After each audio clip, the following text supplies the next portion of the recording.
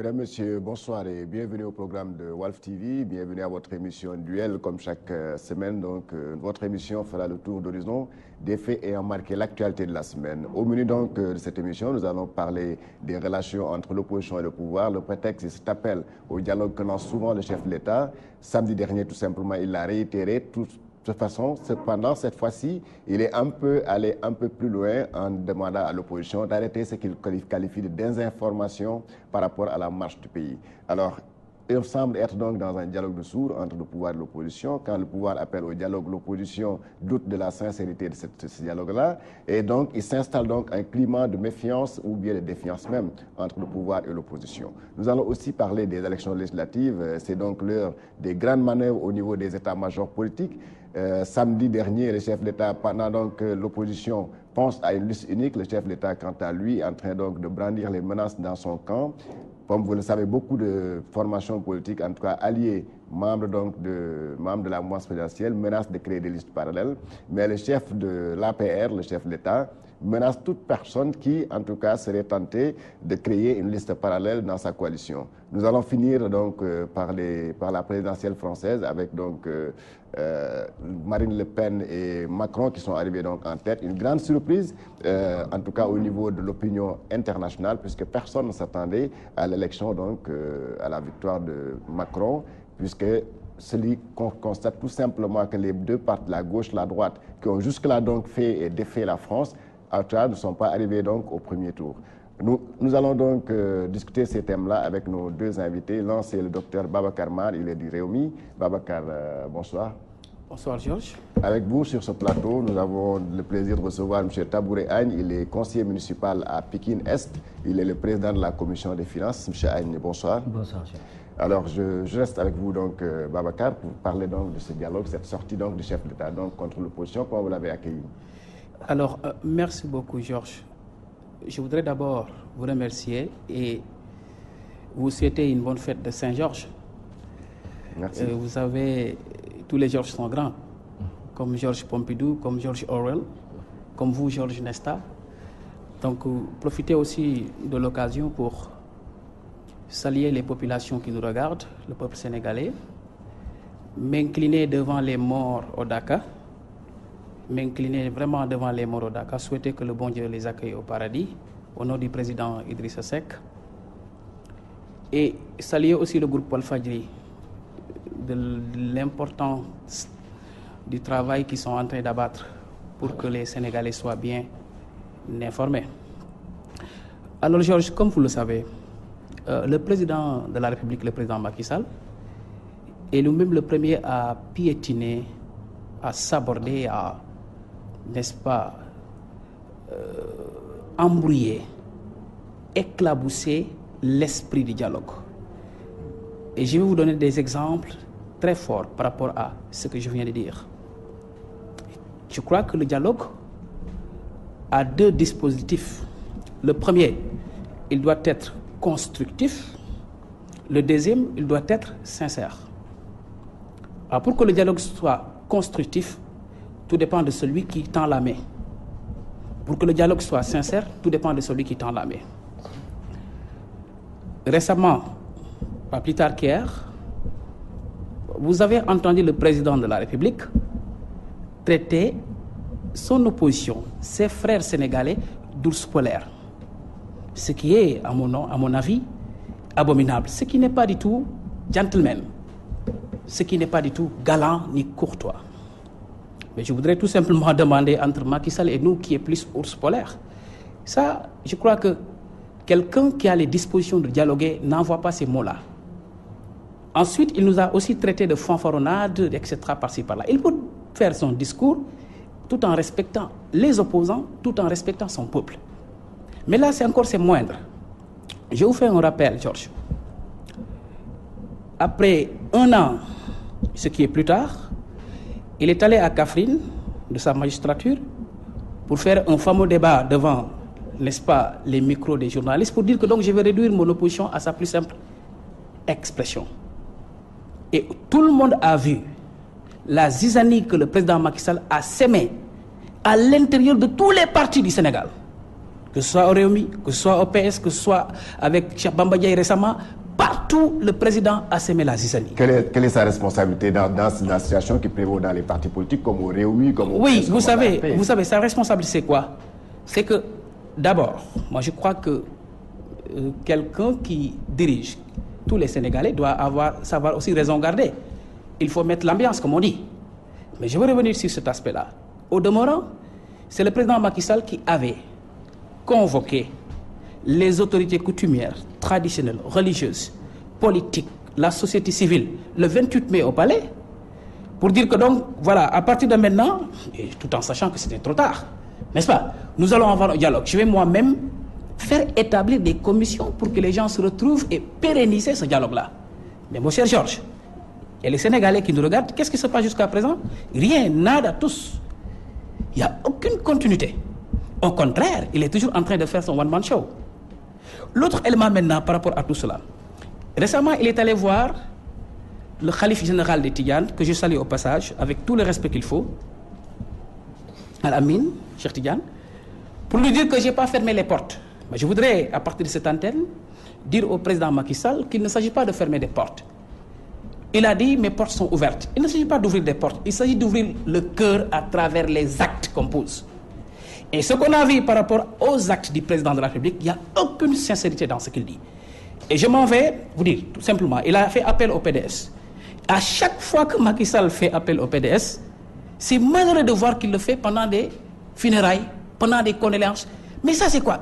D'ailleurs, ça, ce sont ces anciens. Non, attendez, cela même présage, cela présage un malheur. Cela présage un malheur. Quand les gens ont un malheur, quand il vient pour, n'est-ce pas, les accompagner et compatir avec eux par rapport à cette douleur-là, la politique qui est une chose de la vie ne devrait pas être dite dans ces lieux. Mais il le fait. Voilà ce qu'il fait, parce que tout simplement, c'est son style. Mais cela voudrait dire encore une fois que, moi en tout cas, je me considère comme étant disons, un petit-fils, parce que Abdoulaye Wade est mon grand-père, de Maître Abdoulaye Wade, que je respecte très bien, au passage, je le salue. En tout cas, si j'étais à sa place, j'aurais tout simplement, c'est Macky Sall qui tend la main aujourd'hui au PDS, demandé à Macky Sall d'aller à Diamniadio, devant les micros, devant les journalistes, devant tous les Sénégalais, et dire que ce centre-là qui a été baptisé Abdou Diouf, à l'époque où il faisait la guerre, il avait les termes braqués, n'est-ce pas, vers Maître Abdoulaye Wade et sa famille, que ce centre-là est rebaptisé maintenant Abdoulaye Wade. Parce que Abdoulaye Wade, ce que Maître Abdoulaye Wade a fait pour Macky Sall, Abdou Diouf ne l'a jamais fait et ne l'aura jamais fait. Vous voyez que donc c'est quelqu'un qui a cassé toute la maison et qui va la reconstruire en 1 minute, ce qui n'est pas possible. C'est comme qu'on dit, comme disait l'adage, quand la brousse est en feu, l'épervier commence à voler pour atterrir quelque part où il peut se sauver. Donc c'est ce qui se passe. Mais nous avons compris. Mais nous disons tout simplement au président Macky Sall que nous, on n'a plus le temps de dialoguer avec vous, monsieur le président. On a le temps de dialoguer maintenant avec le peuple dans sa souffrance. Avec le peuple dans vraiment sa morosité économique. Avec le peuple dans sa demande sociale. Aujourd'hui, le seul dialogue qui peut exister, c'est de faire quitter Macky Sall de façon paisible et calme. De façon paisible et calme. Tabouri Agne, donc ce que vous reproche parfois l'opposition, c'est par exemple d'appeler au dialogue aujourd'hui et demain donc poser des actes contraires, en tout cas qui ne vont pas dans le sens de créer en tout cas cette ambiance d'apaisement au sein de la classe politique. Oui, merci Georges. Je voulais d'abord vous remercier quand même encore une fois de l'invitation, de l'honneur que vous me faites donc d'être sur ce plateau. Je voulais saluer aussi mon co-débatteur, M. Mar. Donc on a eu une fois à débattre et je vous salue. Et saluer aussi toute la population de Pékin, particulièrement de Pékin Est, où je suis conseiller municipal. Saluer donc toute la population de la ville de Pékin, mon coordinateur Abdoulaye Timbo. Saluer aussi les cadres de Saint-Louis dont je fais partie. Donc je fais partie des cadres de Saint-Louis avec mon coordinateur Sénindao. Et toutes les populations donc de Saint-Louis, ainsi qu'à Tivaouane-Peulh où je compte donc beaucoup de sympathisants.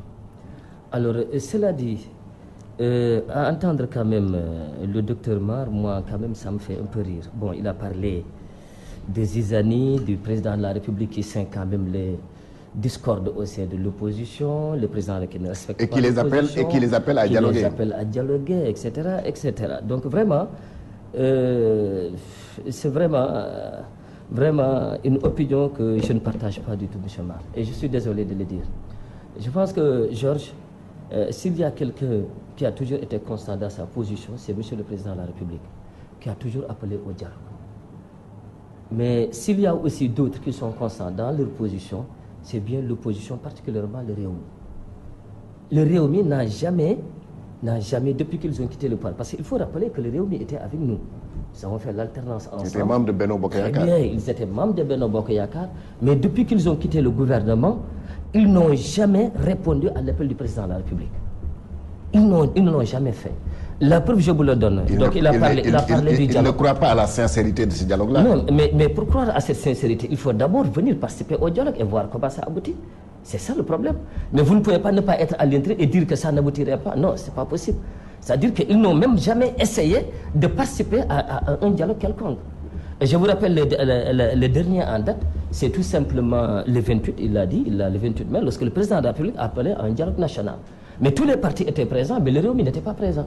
Le parti Réumi a refusé de participer à ce dialogue-là. C'est ce que je dis. Donc, s'il y a quelqu'un qui refuse le dialogue, c'est le parti Réumi. On vous appelle. Vous dites que je ne viens pas, je ne participe pas à ce dialogue. Et vous fustigez les gens pour dire après que non, le président n'appelle pas au dialogue. Le président a toujours appelé au dialogue.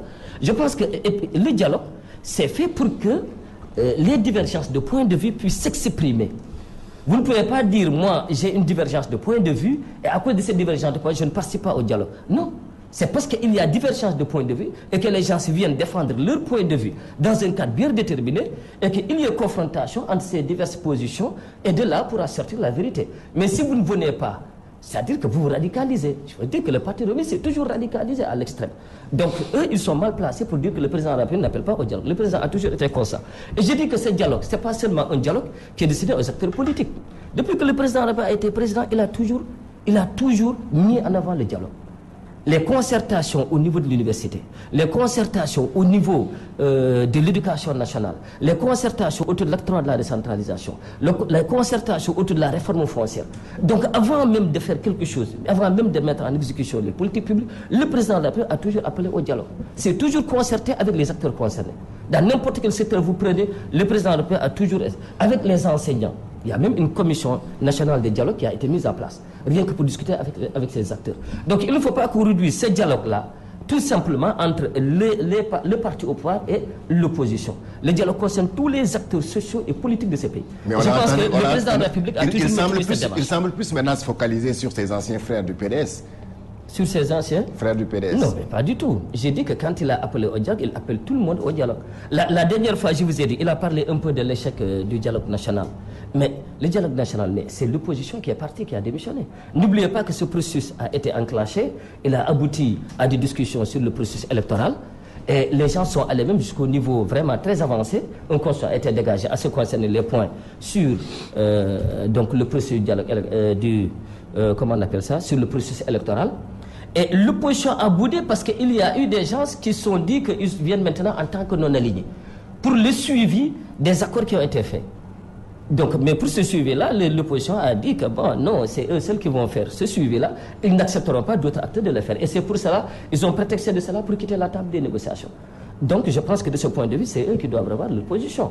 Vous ne pouvez pas dire appelez-moi au dialogue et d'autres Sénégalais viennent participer à ce dialogue. Vous dites non, non, non, ces Sénégalais n'ont pas le droit de suivre et d'évaluer le processus électoral et qu'ils n'en font pas partie. Je pense que quand même là aussi c'est quelque part un peu du sectarisme, c'est un peu de la discrimination. Mais est-ce que les pics que lance parfois le chef de l'État à l'endroit de l'opposition, est-ce que les pics que le chef de l'État lance à l'opposition là facilitent quand même ce climat de dialogue? Oui, non, mais il y a pas... Il les a traités en tout cas de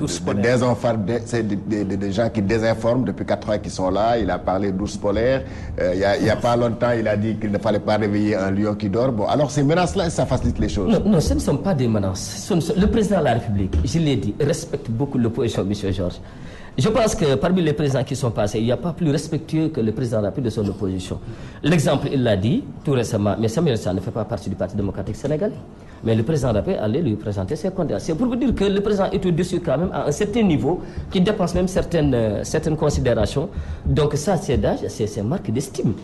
Parce que c'est une marque d'estime donc considérable. D'autre part, mais n'oubliez pas que le président de la République, lors du référendum, a proposé le statut du chef de l'opposition. Quelqu'un qui ne respecte pas son opposition ne le ferait pas. le chef de l'État a demandé à l'opposition, donc il y a un chef de l'opposition, un statut pour le chef de l'opposition, et voilà, donc quelqu'un qui ne respecte pas son opposition ne propose pas cela. Voilà, mais je pense que de ce point de vue, quand il parle d'ours polaire, quand il parle de lion qui dort, ben c'est pas une agression. On est tout simplement dans les champs politiques. Parfois l'opposition lance des pics beaucoup plus je ne sais pas, beaucoup plus piquant, je veux dire même que ça. Et nous savons tous que c'est dans les géopolitiques, c'est pour simplement réveiller un peu l'opposition qui dort, comme il l'a dit. C'est pour taquiner. Et comme il l'a dit, l'opposition dort et l'opposition ne se réveille que lorsque tout simplement, à l'approche des élections, etc. Ce qu'il veut dire par là, c'est qu'il faut qu'on ait une opposition quand même responsable, qui puisse proposer un programme. Qu'est-ce que vous appelez opposition responsable? C'est une opposition qui propose un programme alternatif, qui propose un programme bien déterminé au Sénégal, qui propose donc un programme qui permette d'assurer une continuité ou bien une alternance de ce qui se fait maintenant. C'est tout simplement ça. Et ne pas dire à l'opposition de ne pas seulement dormir à la veille des élections pour venir lancer des pics, crier à gauche et à droite, etc. Voilà. Donc c'est ça. Justement, on vous reproche quand même de ne pas proposer, en tout cas de faire des propositions aux Sénégalais ou bien de formuler des critiques objectives, comme le dit le chef d'État. Merci Georges. Moi je crois que on est au Sénégal, Yahi, on n'est pas ailleurs, mon cher ami. C'est vrai qu'à vous entendre parler, quelque part, on ressent que donc il y a un mea culpa que vous êtes en train de transférer au peuple sénégalais à travers vos paroles, à travers même le comportement du président Macky Sall. Ce mea culpa-là est d'abord subconscient, c'est dans le subconscient. Et c'est très important. Ce que vous venez de dire, tout le monde sait que donc celui qui a fauté, celui qui devrait être au-dessus de la mêlée et emporter le Sénégal vers les bases du dialogue, c'est le président de la République. Et je dis bien au-dessus de la mêlée, quel que soit le comportement de l'opposition. Tout à l'heure, mon cher, n'est-ce pas, ami Agne, a dit que c'est vrai que donc on doit dialoguer. Oui, on va dialoguer avec vous. Et on va dialoguer, Inch'Allah, après les législatives, parce qu'on va cohabiter. Vous serez nos décandos pour bientôt. Et dans ce cas de figure, on va dialoguer. Là-bas, le dialogue est possible. Mais permettez-nous de travailler et de voir les voies et moyens à emprunter pour sauver le peuple sénégalais. Pour l'instant, notre seule mission, laquelle nous emporte actuellement, c'est de sauver le peuple sénégalais. Laissez-nous d'abord le temps, on va dialoguer avec vous après, mais laissez-nous d'abord le temps de sauver ce peuple-là. Après les législatifs, on va cohabiter. De quoi? Je vous ai écouté, mon cher. Après les législatifs, on va dialoguer parce que forcément, on sera en cohabitation. Mon cher ami Georges, je vais vous rappeler quelque chose. Moi, je crois qu'il manque d'expérience ou de conseillers qui comprennent l'histoire, comment l'histoire a roulé. Vous savez, tout à l'heure, il a accusé le Réumi, disant que donc le Réumi avait quitté, oui, il n'est plus dans les dispositions de dialoguer, etc. Non, c'est pas ça, mon grand frère. Vous savez ce qui se passe? À l'époque où Idrissa, à l'an 1, à l'anniversaire, n'est-ce pas, de l'accession de Macky Sall au pouvoir, il a alerté, ce qu'on appelle une alerte précoce. N'est-ce pas? Il a alerté, mais on lui a dit mout, bah mout. Cela veut dire quoi? Je parlais d'histoire. Si au moins parmi ces conseillers techniques, il y a quelqu'un qui leur ait dit, Macky Sall, qu'écoutez, à travers la maïeutique socratique, pour l'enfantement des esprits, pour l'accouchement des esprits et l'enfantement de la vérité, il faut confrontation. On a vu comment Socrate faisait cela. Faire appeler les gens pour que les idées se frottent, pour que jaillisse la lumière. Mais vous n'avez jamais accepté que les idées se frottent. Quand quelqu'un parle, vous le dites mout, mbamout, taisez-vous. Vous n'avez pas la parole. Mais Idrissa est un digne fils du Sénégal. Il a dit la vérité. Et depuis qu'il a dit ce qu'il a eu à dire, jusqu'à présent, on vit la même chose. Cette vérité sera toujours éternelle. Donc, il s'agit de quoi? Il s'agit d'avoir devant nous un président de la République qui n'a jamais été dans les dispositions d'écouter les gens. Maintenant que l'heure est grave, maintenant qu'il sent la défaite, n'est-ce pas, venir petit à petit, parce que lui, il est président, il a des renseignements généraux, il sait que le peuple a complètement, n'est-ce pas, démissionné avec lui. Donc aujourd'hui, les embarcations sont moins sûres. Maintenant, avec une stratégie politique, des calculs politiciens par-ci par-là, il essaie de nous tromper. Il ne peut pas nous tromper. À malais et demi. Je vais vous rappeler quelque chose. Il est allé voir Samir Sarr, qu'il a eu à emprisonner juste pour un post sur Facebook. Pourtant, Omar Sarr a perdu quelque part, il était en deuil, il n'est pas allé le voir. Regardez-moi ces condoléances sélectives. D'ailleurs, le président lui-même, à travers ses démarches, ne présente aucune sécurité devant le peuple sénégalais et devant l'opposition. Ce qui est extrêmement grave pour un président de la République. C'est quelqu'un qui est là, prêt à rebondir, à faire la simulation, la dissimulation pour tromper. Je vous rappelle, en 2012, lorsque le président Macky Sall demandait ce peuple, il a eu à simuler et à dissimuler par rapport à deux actes. Lesquels?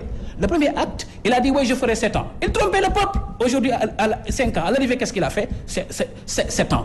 Qu'est-ce qu'il avait dit? Oui, je vais signer sur la table, je vais rester là-bas à la place de l'Obélisque, me battre comme tout le monde. Qu'est-ce qu'il a fait? Il a contourné sa signature, il est parti. Aujourd'hui encore, quand il nous demande de dialoguer, nous allons refuser. C'est pas un refus par rapport, n'est-ce pas, à une mentalité assez catégorique ou à une mentalité de révolutionnaire ou de révolte, mais c'est un refus par rapport à l'histoire et l'expérience. Le problème, c'est quoi? C'est qu'on a en face de nous un président de la République qui n'a jamais été au-dessus de la mêlée. Aujourd'hui, il sent que donc nous serons ce décando, n'est-ce pas, Nehadekal, je l'appelle Nehadekal, c'est un concept, parce que bientôt, Inch'Allah, le peuple sénégalais va prendre sa liberté, le peuple va se libérer de tout, n'est-ce pas, de tout ce comportement assez malsain. Donc, il sent que la défaite est là, il commence à de nouveau dialoguer. Et ce qui me rend assez triste par rapport à tout cela, c'est quoi? C'est qu'il lance cet appel-là, il tend la main à son père spirituel, celui qui a tout fait pour lui. Là où il a mis plus d'argent, je l'ai dit tout de suite, ce centre-là. Le jour où Macky Sall donnait son nom à Abdou Diouf, Abdoulaye Wade était là. Vous savez, Idriss Seck n'aura jamais fait ça. Quels que soient les différends qui peuvent être entre Idriss Seck et Abdoulaye Wade, il ne va jamais emprisonner son fils. Il ne va jamais, n'est-ce pas, l'oublier dans l'histoire. Jamais. Mais je vous dis, mon cher ami, c'est vrai que l'heure est grave, je vous comprends. Vous pouvez chercher à des subterfuges pour chercher à tromper, pour chercher à réexister, mais on n'existe qu'une seule fois. Vous avez la chance de le faire, vous ne pouvez plus le faire. Ce qu'il y a lieu de comprendre actuellement, c'est quoi? De façon très simple. C'est qu'on va à des élections assez sérieuses, on va à des élections pour libérer le peuple, on va à des élections pour condenser et diminuer le pouvoir de Macky Sall, qui, lorsqu'on lui donne ce pouvoir présidentiel et le pouvoir de l'Assemblée nationale, ce sera la catastrophe pour le peuple sénégalais. Oui, Tabouré.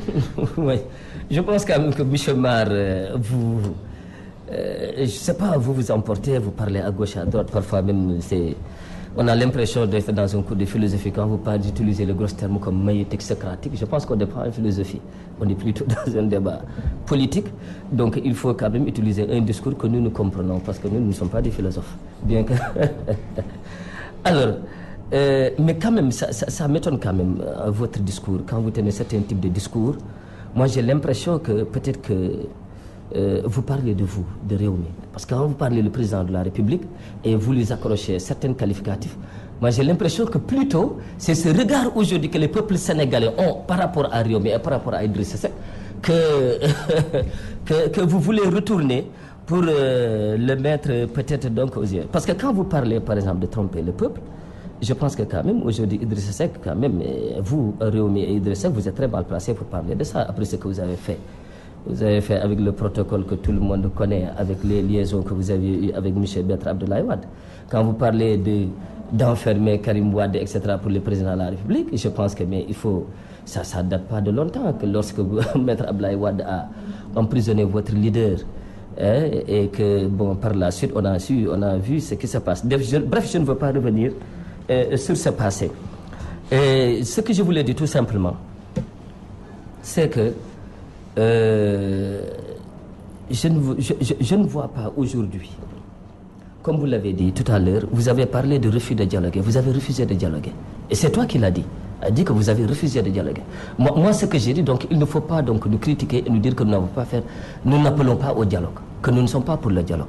Le président de la République a toujours été pour le dialogue. Et vous l'avez dit, c'est vous qui refusez de dialoguer. Je pense qu'il faut quand même que les gens aussi essayent d'être sur ça. Chaque fois, à chaque occasion, le président de la République fait appel donc à cette possibilité donc de vouloir dialoguer.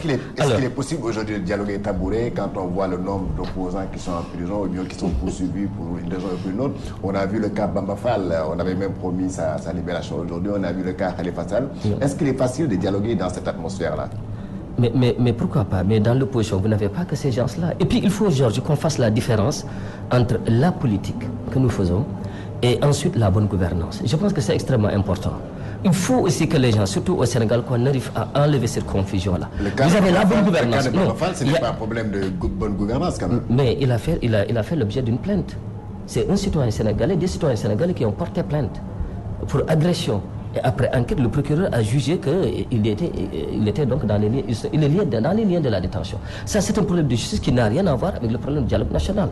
C'est pas parce qu'un opposant, si chaque fois qu'un opposant est en prison, pour un fait privé. Parce que ça, l'affaire Bamba Fall, c'est un fait privé qui concerne uniquement le Parti socialiste. Si chaque fois qu'un opposant entre en prison pour un fait privé, et on se dit non, on ne peut pas dialoguer parce qu'il y a un opposant qui entre en prison, je pense que quand même ce pays ne pourra pas fonctionner. Je pense que c'est extrêmement important. Le cas de Khalifa Sall, c'est un cas de réduction des comptes, c'est un cas de bonne gouvernance. C'est à la suite du rapport de l'IGE, sa façon de gérer les deniers publics a été décriée. On a vu qu'il y a eu des malversations, qu'il y a eu des détournements. La justice s'en a saisi. On est en train d'instruire ce dossier qui est là. Donc ça n'a rien à voir avec le dialogue national. Je pense que c'est des cas particuliers donc de réduction des comptes, de bonne gouvernance. Et ça, tout un Sénégalais devrait s'en féliciter. Tout un Sénégalais devrait s'en féliciter. Maintenant, ça n'a rien à voir avec ces dialogues politiques que l'on doit avoir avec les partis de l'opposition. De façon permanente. De façon permanente. Je l'ai dit. J'ai dit que le président n'est jamais descendu de cette ligne. Le président a toujours maintenu cette cap. Depuis qu'il a été le président de la République, il a toujours maintenu le dialogue. Il a toujours appelé au dialogue, il a toujours demandé au dialogue. Et avec tous les acteurs, que ce soit les acteurs sociaux, les acteurs politiques. Et je vous dis que n'oubliez pas, pour vous dire tout simplement l'esprit d'ouverture du président de la République, n'oubliez pas que nous sommes au gouvernement avec une coalition. Nous ne sommes pas, ou le gouvernement aujourd'hui, l'État n'est pas géré uniquement par l'APR. Mais nous sommes avec une très grande coalition. Avec Macky 2012, avec donc vous avez le PS, vous avez l'APR. Donc c'est ça qui vous montre cet esprit d'ouverture que le président de la République a toujours cultivé. Et il a toujours appelé à ce que les gens qui veulent travailler pour le Sénégal viennent travailler avec lui. C'est les gens qui veulent participer au développement de ce pays, qui veulent participer donc à faire émerger le Sénégal à travers le plan Sénégal émergent, qu'ils viennent de quelque bord qu'ils soient. Il n'a jamais fait de distinction entre les gens qui sont au niveau de l'appareil et les gens qui sont dans l'opposition. Mais dans une démocratie, quand même, il faut une opposition. Hein? Il faut une opposition. Sinon, à ce rythme-là, tout le monde serait dans la mouvance présidentielle. Non, bien sûr. Mais appeler au dialogue, ça ne veut pas dire que l'opposition doit venir tout simplement être à la paire. Le président de la République n'a pas appelé les gens de venir, l'opposition de venir rejoindre l'APR. Il a appelé les gens autour pour dialoguer. Et ce dialogue-là doit être un dialogue constructif, c'est-à-dire un dialogue qui doit se faire autour des affaires de l'intérêt général, c'est-à-dire des affaires de ce pays, des politiques publiques, voir un peu comment essayer de prendre donc les opinions de part et d'autre pour renforcer donc ces politiques publiques, pour renforcer donc ces politiques de développement économique et social que le président de la République est en train de mettre sur place. Et ça, c'est pour le bien de tous les Sénégalais. Ce n'est pas un appel tout simplement à ce que l'opposition vienne rejoindre le président de la République. Alors donc, c'est pourquoi je dis tout à l'heure, je le disais tout à l'heure, c'est-à-dire cette différence, malheureusement, l'opposition en général est en train de faire cette confusion. Il y a, et surtout dans l'esprit des gens, ils confondent la bonne gouvernance et donc, comment on appelle ça, la bonne gouvernance et la politique.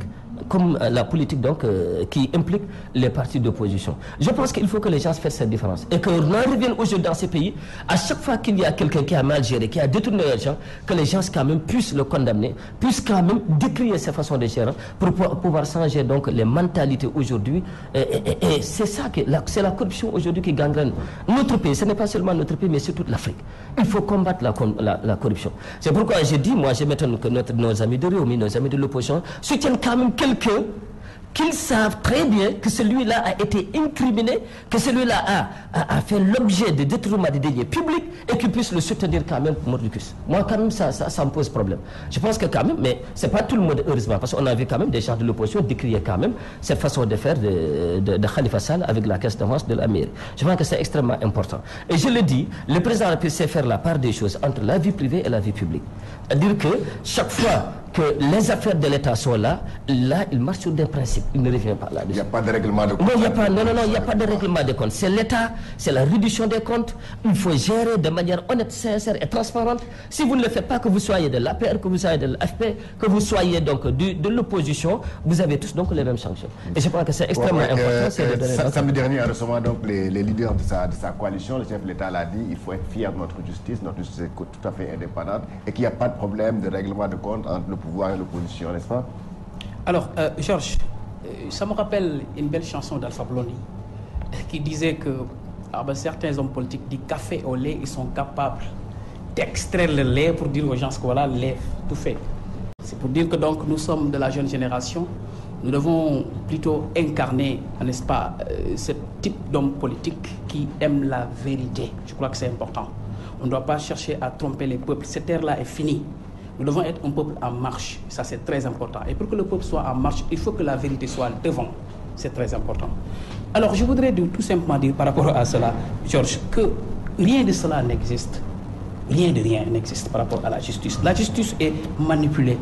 Moi, je crois que si vous détenez des dossiers assez consistants par rapport à quiconque, je ne vais pas nommer, mais la galanterie étatique ou la courtoisie même d'homme à homme aurait bien voulu que vous attendiez après, n'est-ce pas, les élections législatives et sortir ce dossier si bien que vous avez, si quand même, si vous vous rendez compte que vous avez la vérité et attendez les élections, après les élections, vous sortez le dossier. Mais ce qu'on a remarqué, c'est qu'à chaque fois, à l'aube ou bien devant des élections, le président Macky Sall panique et vraiment commence à voir quelle bête, n'est-ce pas, abattre pour pouvoir donc gagner facilement son élection. Mais Georges, il y a quelque chose qui est sorti dans son discours tout à l'heure. Vous savez, il a tantôt parlé disons, d'une belle économie, que tout, n'est-ce pas, marche comme si des roulettes, etc. Je voudrais vous donner par rapport à des faits concrets ce qui se passe dans ce pays-là. La semaine dernière, le week-end passé, on a fait une grande tournée avec le vice-président du parti, M. Déthié Fall. On a été à Palmarin, on a fait Fimela, on a fait Diakhao, on a été dans la commune de Diarer, on a fait, n'est-ce pas, Sobem, on a fait Ndundor, on a fait Fayil, on a fait Bikol. Mais il nous parle de PUDC. Au moment où, dans ces villages-là, par exemple, je prends la communauté rurale de Diarer, composée de 23 villages. Le PUDC est censé électrifier, censé donner de l'eau. Parmi ces 23 villages-là, seuls 3 sont électrifiés. Aujourd'hui, j'interpelle directement 2 personnes qui habitent dans le département de Fatick. Il s'agit du président de la République et de Thérèse Faye, Madame Thérèse Faye, que je respecte au passage, que je salue au passage, qui à chaque fois dit que le président de la République est en train de faire rayonner le pays là. Dans sa propre localité, la commune de Diarer où elle habite, mais les femmes, pour aller, n'est-ce pas, se faire moudre le mil, n'est-ce pas, ils empruntent des kilomètres et des kilomètres sous la forte chaleur, n'est-ce pas, pour un moulin qui coûte moins de 200 000 francs ou 250 000 francs. Les villages sont sombres la nuit. Mais ils nous parlent, ils nous chantent, ils bourdonnent nos oreilles avec un pays de ceux qui marche, des pistes qu'on construise. Il faut qu'on arrête de tromper le peuple. Moi, je crois que le peuple aurait facilement accepté, n'est-ce pas, la politique de non-politique sincère avec ses moindres réalisations que de vouloir inventer des choses qui ne sont pas visibles sur le terrain. Moi, je crois que ça c'est facile à comprendre. L'autre élément maintenant, c'est quoi? Aujourd'hui, vous ne savez pas, mais la diaspora est en train de se préparer. La diaspora qui, à chaque année, l'année dernière, on a vu avec, n'est-ce pas, le fameux résumé, n'est-ce pas, de l'UEMOA qui a dit que donc plus de 1000 milliards, n'est-ce pas, sont faits rentrer par la diaspora dans ce pays-là. Mais la diaspora aujourd'hui est fatiguée. Quelqu'un qui envoyait 1000 francs ou 30 000 francs à la fin du mois est obligé d'envoyer aujourd'hui plus de 60 000 francs ou bien 90 000 francs. Pourquoi? Parce que la vie, la cherté de la vie est là. Donc la diaspora aujourd'hui s'organise. Ils ont même créé un concept qu'on appelle le One Ten. Mais là, pour déboulonner Macky Sall des pouvoirs, ça veut dire que chaque, n'est-ce pas, migrant aux États-Unis, en Italie, en Côte d'Ivoire, ailleurs, va faire voter 10 Sénégalais ici. Ça veut dire que donc, les gens sont fatigués. Et Macky Sall a fait, par rapport à son budget, par rapport à ce qu'il dit, il a utilisé 13 000 milliards de nos francs ici au Sénégal. Soit s'endetter par-ci par-là, soit avec nos produits fiscaux, etc. Et jusqu'à présent, la croissance dont vous parlez, qui est garantie par ces 3 moteurs-là, le revenu des ménages, les investissements des entreprises et l'action de l'État sont tous en panne. Mais quand même, disons la vérité. C'est tabouret avant qu'on ferme le chapitre de cette question-là. Oui, je pense quand même que quand il parle de tromper, c'est vous, M. Marc, mais vous êtes un intellectuel, c'est vous qui trompez le peuple. Parce que quand vous dites par exemple que tout simplement, vous citez quelques villages, pour affirmer, parce que vous affirmez que le PUDC n'a rien fait, je pense que quand même ce n'est pas sérieux de votre part. N'oubliez pas que le PUDC n'en fait que 2 ans. Donc on a électrifié pas mal de villages, à peu près 80 et quelques forages en une année, des pistes de production, pratiquement des milliers de kilomètres, des moulins, etc. Ce n'est pas l'objet du débat. Donc, mais quand même, je pense que les bénéficiaires quand même, on a électrifié pas mal de villages. Et parmi ces villages, vous en avez cité 2. N'oubliez pas que nous n'avons fait que 2 ans. Alors, donc je pense qu'on ne peut pas donc se baser sur quelques villages qui n'ont pas électrifié pour dire que quand même c'est un échec. Et vous parlez de la diaspora, mais la diaspora, nous, ce qu'on a fait pour la diaspora, personne ne l'a fait. Le président Macky Sall a été le seul à avoir donné des députés à la diaspora pour qu'ils puissent être représentés au niveau de ces pays. Et personne avant nous ne l'a fait. Je pense que c'est extrêmement important. Donc de ce point de vue, je pense que nous n'avons pas peur de ce côté-là, nous n'avons pas de problème.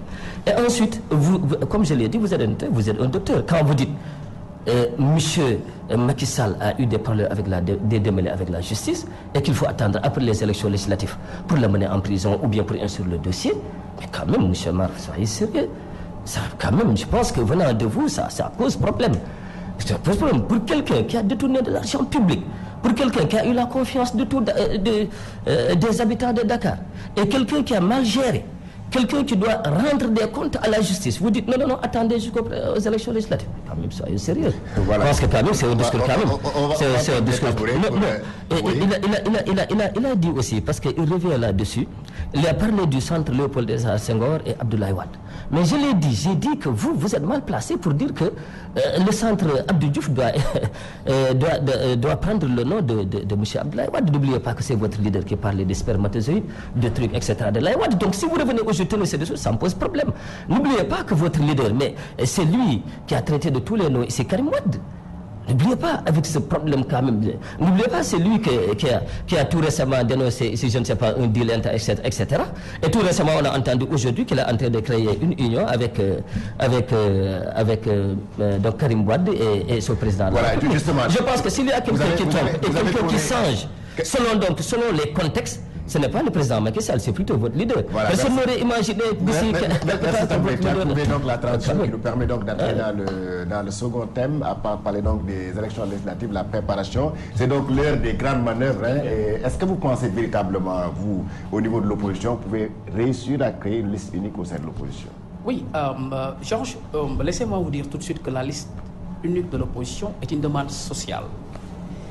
C'est une demande sociale, ça veut dire quoi? C'est le peuple qui demande à l'opposition de se retrouver pour abattre, n'est-ce pas, ou bien pour déboulonner le président Macky Sall, parce que le peuple est fatigué. Donc cette demande sociale, n'est-ce pas, va de soi. On va tout de suite éliminer ou transférer les égos pour que, quand même, le peuple puisse sortir de l'ornière. C'est pourquoi je dis tout simplement que donc, c'est une demande sociale, c'est très possible. Si le peuple sénégalais, si l'opposition sénégalaise aime son peuple, mais elle va se retrouver pour sauver ce peuple-là. Il est arrivé des moments dans l'histoire de ce monde où les hommes, et les grands hommes, se sont sacrifiés pour que le peuple puisse sortir, n'est-ce pas, sa tête dans l'eau, comme on dit, ou bien de l'eau. Cela veut dire tout simplement qu'aujourd'hui, Maître Abdoulaye Wade a très bien compris, parce que je vous rappelle un fait, à l'âge de 29 ans, le président Idrissa Seck était son directeur de campagne. À 35 ans, le président Idrissa Seck a accompagné le président Abdoulaye Wade au gouvernement d'Abdou Diouf, où il était le ministre des Commerces. À 40 ans, il était l'acteur principal de la deuxième alternance. N'est-ce pas? Avec Maître Abdoulaye Wade. On a vu ce que cela a donné. Moi, je voudrais, à partir de ce plateau, remercier et dire que donc Maître Abdoulaye Wade, c'est une bénédiction pour le Sénégal. Ça, c'est très important. Parce que quelqu'un qui sait se surpasser, n'est-ce pas, et lui et Idrissa, ils savent se surpasser pour reprendre ce qu'ils avaient fait en 2000, ce qui est très possible, parce que quand Maître Abdoulaye me disait que donc Idrissa Seck est le jardin de mes pensées, aujourd'hui, j'espère que donc, dans une de ces nuits quelque part, il a eu à réfléchir sur ça. Et il a dit tout simplement que donc, attention, je vais me réconcilier, je vais faire la paix avec celui qui m'avait accompagné pour m'accorder la victoire. Et il n'y a jamais 200 droits. S'ils se comprennent, s'ils s'acceptent, et ils sont en train de le faire. C'est l'occasion donc de lancer un grand appel à nos militants réumistes, aux militants du PDS, aux militants des grands partis, aux militants de tous bords, de se regrouper ensemble pour sauver ce peuple-là. Si on ne le fait pas, nous serons interpellés un jour par l'histoire. Et permettez-moi de terminer par ça, mon cher ami Georges. Vous savez, c'est vrai que les hommes sont périssables, mais les actes, fondamentalement, restent. Tout ce que Idrissa dit, ce n'est pas les hommes, c'est les actes. Aujourd'hui, M. Karim Wade est là-bas au Qatar. Tous ces militants demandent à ce qu'ils viennent. Mais qu'est-ce que vous lui avez fait?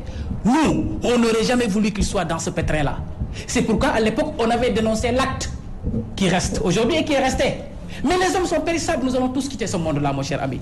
Donc les positions, ou bien la position des hommes politiques et des très grands hommes politiques comme Idrissa, il ne faut pas les analyser à travers la vie tout court, mais il faut les analyser à travers l'éternité. ce qui est très important. Un homme politique, quand il parle, c'est pour devant. Merci. Mais puisque vous manquez de vision, c'est normal. À votre niveau tabouret, au niveau de la paire, on a vu ce qui s'est passé à Guédiawaye et à Pikine.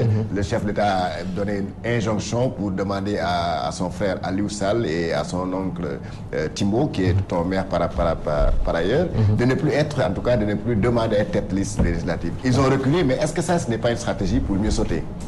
Non, Georges, mais je veux revenir sur ça. Je voulais d'abord dire à M. Mar qu'il parle tout le temps de la parole d'Idriss. Moi, je dis, M. Mar, mais la parole d'Idriss vaut ce qu'il veut. Je l'ai dit, je laisse le peuple sénégalais juger. J'ai dit que je pense que le peuple a joué depuis donc, son fameux deal avec Maître Abdoulaye Wade. Tout le monde sait qu'il est tellement versatile que, bon, là, je laisse quand même à ceux qui nous suivent quand même de juger de la parole d'Idriss Seck et vraiment ce que cette parole prévoit. Je reviens aussi parce qu'il a parlé de libération du peuple, il a parlé de sauver le peuple, il a parlé de peuple fatigué. Moi, je me demandais bien, M. Mar, de quel peuple il parle. Je demande bien de quel peuple vous parlez. Parce que si je ne pense pas que vous parlez du Sénégal. Oui, mais expliquez-nous un peu cette histoire de reculade d'Aliou Sall et de Timbo qui ont désisté de leur ambition d'être... Oui, je veux le dire. Mais je veux dire quand même qu'il faut aussi que ce qu'il a dit là, quand même, je pense que l'exemple tout simplement que je donne, je vous dis, mais monsieur, un peuple qui est fatigué, c'est pas ce peuple-là. Je pense que nous, depuis que nous sommes là, nous n'avons fait que 5 ans. Et je peux dire que tous les présidents qui sont passés, réunis, qui sont passés ici au Sénégal, n'ont pas fait mieux que nous. Je ne vais pas revenir pour énumérer, mais le dernier exemple que je vous donne tout simplement, c'est l'agent de notation Moody's, qui nous a noté que notre notation est passée de B à B2 pour vous dire que donc il y a une certaine embolie économique et qu'on est sur le chemin de la croissance. Répondez à ma question, s'il vous plaît. Ce que je voulais dire, donc, la question c'était de voir, est-ce que c'est pas une stratégie? Donc, je voulais dire d'abord que là, on avait prêté l'intention à Aliou Sall d'être président de l'Assemblée nationale à travers ces élections législatives. Oui, mais vous savez, là aussi c'est tout simplement une désinformation. C'est de l'intoxication qui a été tout simplement orchestrée par l'opposition. Mais vous savez très bien que le président de la République n'a jamais eu l'intention, ou n'aura jamais eu l'intention quand même de prendre son frère pour quand même qu'il le remplace. Et cela ne peut pas se faire au Sénégal. Depuis 2012, il y a des choses qu'on ne peut plus faire au Sénégal. C'est pas possible. Aujourd'hui, la démocratie est ancrée. Monsieur le Président a renforcé la démocratie. Et tout ce qu'il fait aujourd'hui, c'est pour mieux renforcer encore cette assise démocratique du Sénégal, mais pas pour le ramener en arrière. Je pense que c'est tout simplement une stratégie d'opposition. Rappelez-vous, ils avaient parlé ici lors du référendum que bon, il y avait de l'homosexualité, etc. et tout ça. Où est-ce que ça s'est terminé? Vous n'avez pas vu d'homosexualité. Je pense que c'est de la désinformation. Maintenant, je reviens sur le cas de Timbo parce que c'est quelqu'un avec qui je travaille. Et je veux dire que là, nous, évidemment, nous respectons la décision du président de la République. Mais, vraiment, nous regrettons cette décision. Pourquoi? Parce que je veux dire que le cas d'Abdoulaye Timbo et Aliou Sall, en démocratie, ce n'est pas les liens de sang qui prévalent. En démocratie, ce qui est important, c'est le suffrage des électeurs. Et je pense que ce sont deux personnes qui ont bénéficié du suffrage des électeurs. Je veux dire, par exemple, je vous parle l'exemple d'Abdoulaye Timbo. Mais Abdoulaye Timbo, voilà quelqu'un qui a accompagné le président de la République depuis son appel. En 2009, alors que le président n'était pas encore président. C'est quelqu'un qui s'est sacrifié, qui a donné de son temps, qui a donné de son énergie pour accompagner le président de la République jusqu'à ce que le président de la République soit le président d'aujourd'hui. Donc c'est quelqu'un qui n'a pas attendu que le président soit au pouvoir pour venir. C'est quelqu'un donc qui vraiment à Pikine a une base politique et que toutes les populations pikinoises donc sont derrière lui. Donc je ne sais pas. Nous savons que tout le cette liste selon vous. Voilà. Il mérite donc d'être tête liste. Mais il mérite d'être cette liste. Il mérite d'être liste parce que c'est le Benno Bokk Yakaar de Pikine qui l'a mis tête de liste. C'est les populations de Pikine qui l'ont désigné pour qu'il soit tête de liste. C'est lui qui a dirigé depuis 2009 jusqu'à présent, c'est lui qui a toujours dirigé les listes au niveau de Pikine et qui a eu à gagner toutes les élections qui sont passées. Est-ce que Babacar Mar, l'opposition n'en fait pas trop quand même en diffusant certaines informations, en disant par exemple qu'Aliou Sall va être président de l'Assemblée nationale, que son oncle va être questeur? Est-ce que là vous ne prêtez pas trop à Aliou Sall et à son oncle? Mais écoutez, nous sommes en politique. Mais au-delà de la politique, il y a la réalité. Les faits sont là. La dynastie Faye Sall Timbo existe.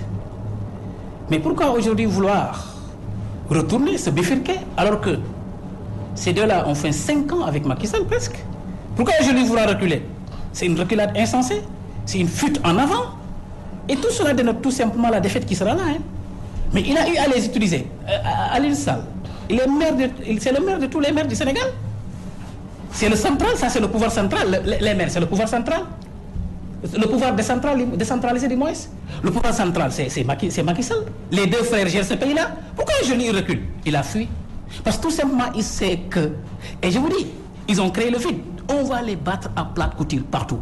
Parce que c'est le peuple qui a besoin de se libérer. Mon cher ami, je vais vous dire quelque chose. Moi, je crois que les seules personnes qui peuvent nous départager dans ce débat-là, ce sont ceux qui nous regardent. Si le Sénégal marche bien, ils le savent, les gens qui nous regardent actuellement. Si le Sénégal ne marche pas, ils le savent.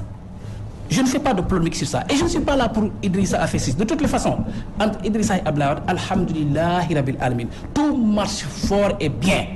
Et là, nous applaudissons avec nos deux mains ces deux grands hommes qui veulent sauver ce pays-là. C'est ça ce qui compte. Tout le reste ne nous intéresse plus. Maintenant, l'autre élément, je voudrais rappeler à mon cher Amini que récemment, le vice-président du parti Rewmi a décerné à Macky Sall un prix Nobel. Vous êtes au courant? Quel prix Nobel? Macky Sall a reçu son prix Nobel. Le prix Nobel des promesses non tenues et des espoirs déçus. Ah oui, on est en train d'organiser, on va organiser une grande rencontre, je vous assure, une grande rencontre au Grand Théâtre pour lui donner ce prix-là. S'il ne vient pas, peut-être qu'il va déléguer quelqu'un. Je pense que quand même. Ah oui, s'il ne vient pas, peut-être qu'il va déléguer quelqu'un. Maintenant, je voudrais donc observer pas ça. Georges, moi je crois qu'un chauffeur de clando, les Sénégalais, peut-être, c'est mal vu et c'est écœurant de dire à son peuple que tu t'es trompé. Je ne vais jamais dire ça à mon peuple parce que je respecte le peuple sénégalais. Mais quelque part dans le choix de Macky Sall, c'était pas le bon choix. Parce que c'est à l'image de quelqu'un qui est un chauffeur de clando.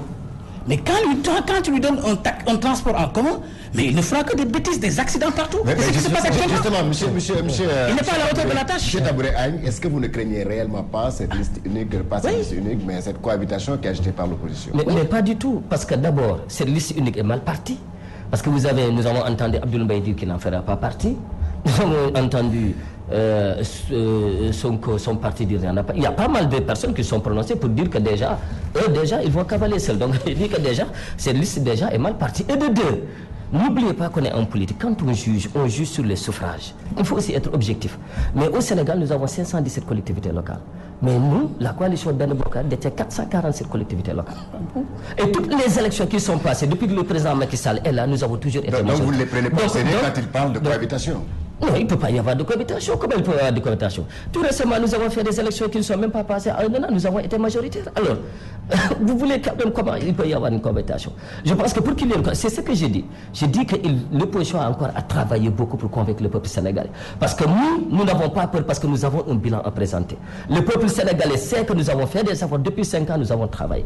Alors, avant de la parole, je voulais revenir un peu sur le cas de M. Abdoulaye Timbo. Nous sommes à Pikine. Nous respectons la décision du président de la République, mais nous avons décidé quand même, notre leader, vraiment, de montrer au président de la République que notre leader est majoritaire à Pékin et que les Pékinois veulent que le président de la République revienne sur sa décision. Parce que nous savons qu'il y a des gens qui sont tapés dans l'ombre et qui influencent et qui désinforment donc le président de la République. Nous savons qu'il y a surtout des gens de l'opposition, mais également des gens de la paix. Tout récemment, nous avons entendu un responsable de la paix crier au effort, dire que même si le président de la République n'avait pas pris cette décision, que le parti n'aurait pas investi M. Abdoulaye Timbo et Abdoulaye Sam. Nous pensons que là, quand même, c'est des propos graves et c'est des propos même de mépris à l'endroit des Pékinois. Parce que les Pékinois ont suivi M. Abdoulaye Timbo comme tête de liste. Et nous avons décidé d'ailleurs de récolter, d'aller vers une opération 10 000 signatures pour Abdoulaye Timbo, pour le mettre tête de liste. Pour montrer au président de la République qu'il est majoritaire à Pékin et que c'est le peuple pékinois ce sont les Pékinois qui ont besoin de lui. Nous allons faire une pétition avec 10 000 signatures. Nous avons 16 communes d'arrondissement. Dans chaque commune d'arrondissement, nous irons et nous allons récolter au minimum 500 signatures que nous allons présenter au président. Ça, c'est le programme de la paix. Mais nous pensons est-ce que là, véritablement, vous vous prenez au sérieux quand vous parlez de cohabitation, comme il le dit? Il y aura cohabitation. Il y aura cohabitation. La cohabitation suppose que vous savez, la cohabitation, c'est quoi? Il faut qu'ils remportent d'abord Thiès, parce que déjà à Thiès, ils sont en constante... Ils sont à chaque élection. Vous êtes en reculade extraordinaire, je pense qu'il faut... Rapidement, Vous savez, mon cher ami Georges, je voudrais rappeler à mon ami Agne que la cohabitation est une demande sociale, comme l'a si bien dit le président Idrissa Seck. C'est une demande sociale. Les populations sénégalaises disent qu'elles sont fatiguées. Ils crient leur mal-être. La déliquescence est en état avancé. Tout le monde sait que donc les jeunes n'ont pas de travail. N'est-ce pas? Le ménage était gris. complètement aigri. Les étudiants sont dans un désarroi. Les enseignants sont mécontents. Mais si on ne met pas de cohabitation, mais on est en train de tout simplement de donner le couteau au président Macky Sall et de lui demander de nous égorger tous. Il faut mettre la cohabitation, ne serait-ce que pour diminuer son pouvoir. Et on a vu ce qui se passe à l'Assemblée nationale, qui n'est pas du tout élégant. Ça veut dire quoi? On a vu des députés qui réagissent au bon vouloir ou à la volonté du président de la République, ce qui est abominable.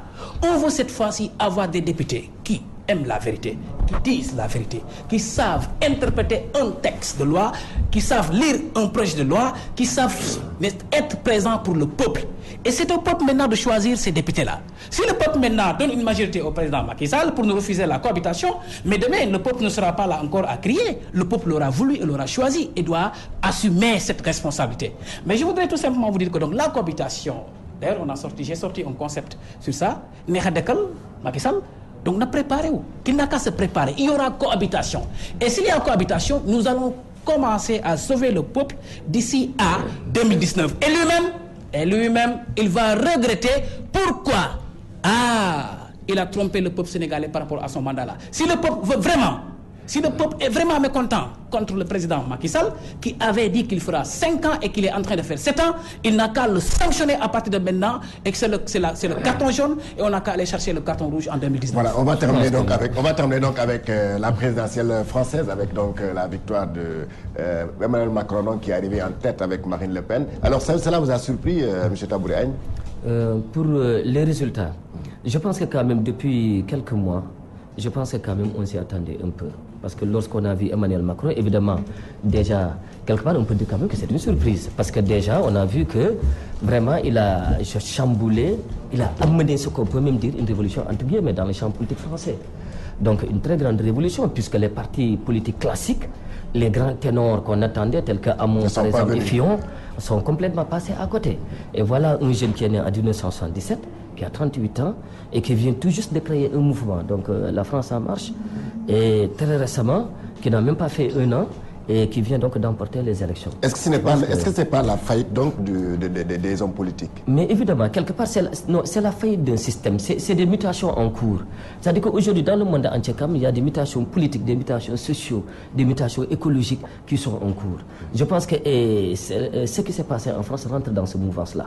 C'est-à-dire qu'aujourd'hui, les élites politiques classiques n'ont pas pu quand même apporter la réponse appropriée aux problèmes que vivent nos sociétés, que ce soit ici, que ce soit par exemple en France, etc. D'ailleurs, l'exemple de Macron me donne un peu l'exemple du président Macky Sall. Le président Macky Sall qui est sorti en 2009, qui en moins d'1 an, qui n'avait pas d'appareil politique, je peux dire, qui est sorti et en moins d'1 an, en moins de 2 ans, donc qui a pu prendre le pouvoir, étant jeune aussi. Je pense qu'on est dans cette mouvance. C'est le cas du président aussi Barack Obama. Voilà. Est-ce que là, ce n'est pas donc la faillite donc, de la classe politique française? Non, du tout. Quand on voit que la droite et la gauche qui ont eu à diriger la France depuis longtemps ne sont même pas qualifiés, leurs candidats donc ont été battus à plat de couture. Oui, du tout. Parce que quand on prend l'exemple de Marine Le Pen, qui a un parti politique, il a fait un score assez acceptable. Et que n'oubliez pas aussi que le PS s'est effrité. Donc il y a tout ce problème-là. Mais disons tout simplement que, donc, que ce soit Macron ou Marine Le Pen ou un autre, moi je crois en l'Afrique et au Sénégal. Affranchissons-nous de la France. Cherchons la liberté de nos peuples. Et c'est l'élé de dire à Macky Sall d'arrêter, n'est-ce pas, de prendre, n'est-ce pas, toutes nos ressources, de prendre tout ce qu'on a, n'est-ce pas, de richesse et de confier ça à la France. Ça doit se terminer. La France a sa politique, le Sénégal a sa politique. C'est fini ce néocolonialisme qui ne dit pas son nom. Moi, je ne crois ni en Macron, ni en Marine Le Pen. Je crois au Sénégal et à l'Afrique. C'est ça qui compte. Que ce soit c'est la France ou ailleurs ou les États-Unis, si nous ne développons pas ce pays-là à partir de nos propres mains, avec nos propres convictions, avec nos propres valeurs, et on n'a pas les mêmes valeurs, on ne pourra pas se développer. C'est ça la vérité. Est-ce qu'on peut avoir le cas Macron en 2019 au Sénégal? Non, on ne peut pas avoir le cas Macron. Macron, d'ailleurs, n'est pas un cas. Parce que tout simplement, on a vu l'exemple de ce qui s'est passé dans ce pays-là. Les partis politiques au Sénégal occupent le landerneau comme cela se doit. Attention, la politique au Sénégal est difficile. Chacun a ses militants. Et il y a aussi parfois des militants qui font montre d'une grande loyauté par rapport à leur leader. C'est différent. Ce qui s'est passé en France, c'est parce que tout simplement, on a vu même un François Hollande qui a fait beaucoup d'erreurs en tant que président de la République, qui n'a même pas eu l'audace de se prononcer dans cette élection-là. C'est extrêmement grave. Ces erreurs-là, maintenant, ont fait que donc les Français, n'est-ce pas, ont cherché à chercher quelqu'un dans la pénombre, etc., par-ci, par-là. Ils ont trouvé Macron. C'est tout simplement cela. Et je vous dis que donc, attention aussi, c'est-à-dire que la juxtaposition de Macron et Le Pen est une chose à régler. Parce que Le Pen est au milieu de Macron et l'autre là, comment il s'appelle encore comment il s'appelle le nom encore Mélenchon. Ce qui est extrêmement, n'est-ce pas, rigoureux en termes d'analyse, en termes d'analyse, mais il faut dire tout simplement que donc, c'est le lieu, en tout cas, de dire que croyons en notre Sénégal, en l'Afrique, sauvons nos peuples à travers nos propres valeurs. Laissons la France, parce que ce soit Macron ou Le Pen, si un parmi eux arrive au pouvoir, les choses seront difficiles pour les migrants qui sont là. On peut avoir un Macron en 2019 au Sénégal, quelqu'un qui crée la surprise, qui ne soit pas membre d'un parti politique pour battre Macky Sall, par exemple. Mais pour créer la surprise en 2019, il faut qu'il y ait faillite de notre classe politique. Absolument. Et le président de la République est en train d'assurer. On a un bilan. C'est-à-dire que nous avons travaillé, nous avons un bilan à présenter en 2019. Et jusqu'à présent, les Sénégalais sont d'accord avec nous. Les dernières élections que nous avons faites ont montré que les Sénégalais sont encore avec nous et qu'ils sont conscients du travail que le président de la République a abattu. Donc ce n'est pas les mêmes cas. Maintenant, si on veut dire que vous avez dit qu'il y a le néocolonialisme, etc. Non, le président de la République, nous sommes un peuple souverain. Le président est là pour défendre les intérêts et les a toujours défendus. Dans n'importe quel, que ce soit dans nos relations économiques avec la France, que ce soit dans nos relations donc, de coopération, etc., au niveau de la diplomatie, ça s'est toujours très bien pensé. Je pense qu'il n'y a jamais eu de néocolonialisme ou etc., de brader les intérêts du Sénégal. Ça, le président ne le fera jamais. C'est quelqu'un qui est né après les indépendances, qui a toujours été ici, qui a fait ses études ici, qui a fait ses études universitaires, tout son cursus ici, et qui travaille pour le peuple sénégalais. Maintenant, je pense qu'il y a, pour les Africains, il y a quand même des problèmes, que ça soit, nous souhaitons que ça soit Macron.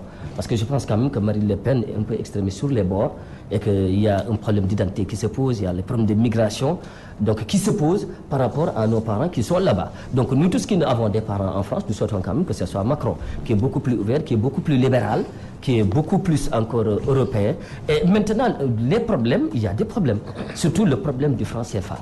Je pense que c'est un problème quand même qu'aujourd'hui, nos États africains doivent pouvoir poser sur la table par rapport à la France. Je ne sais pas quand est-ce qu'on va le faire, mais il faut le faire. Puisque nous savons qu'évidemment, nous allons aller vers une monnaie unique avec la CEDEAO et l'IMOA. Je pense qu'il est temps que les gens quand même puissent poser voilà, merci. L'autre élément, c'est la France. Merci. On me signale que le temps est terminé. Merci donc à M. Tabouré Agne. Je rappelle qu'il est conseiller municipal à Pikine-Est, président de la Commission des finances. Merci au docteur Babacar Mar, il est du Réumi. Merci à l'équipe technique composée de Cheikh Tidiane Ndiaye et de Cheikh Tidiane Diop. Merci aussi à vous, chers téléspectateurs. Passez une excellente soirée avec les programmes WALF TV.